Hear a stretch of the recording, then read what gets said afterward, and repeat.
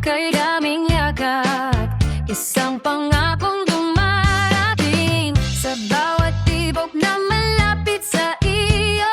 Ang mundo'y nagiging kama sa telang ng mga pangarap. Ang ating mga kaluluwa ay nagtutulungan. Kuwala, oh aking mahal, pakinggan ang magkapulong ng aking katotohanan. Sa mga pagsubok at sakit, ikaw ay aking pinapahalagahan. Sa katapatan na di nagbabago, tulad ng mga bundok na nilalapitan ng yelo. Sa paglalakad